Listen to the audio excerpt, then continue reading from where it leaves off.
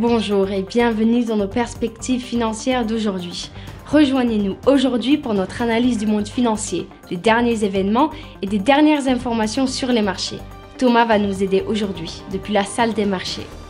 L'humeur du marché du Bitcoin s'est légèrement améliorée à la fin de la semaine dernière lorsque l'on a appris que le plus grand gestionnaire d'actifs au monde, BlackRock, avait déposé une demande de lancement d'un fonds négocié en bourse, ETF, sur le cours au comptant du Bitcoin.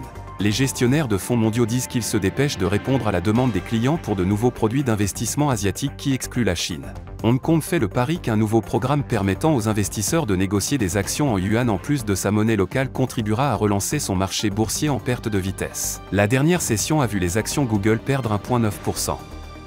L'indicateur stochastique indique un mouvement haussier. Le cours de l'euro-dollar est resté largement inchangé lors de la dernière session.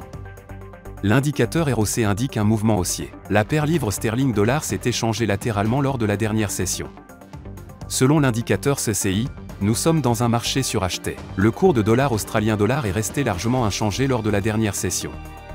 L'indicateur RSI indique un marché suracheté. L'indice NAB du marché du logement des États-Unis sera publié à 14 h, la balance des comptes courants du Portugal à 10 h, le rapport mensuel de la BUBA de l'Allemagne à 10 h.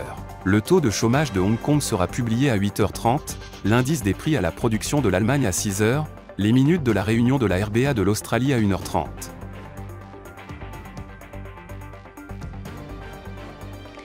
Nous espérons que vous avez apprécié nos perspectives du marché d'aujourd'hui. De la part de toute l'équipe, nous vous souhaitons une journée de trading productive. N'oubliez pas de vous connecter demain matin pour tous les événements et les dernières nouvelles sur les marchés financiers.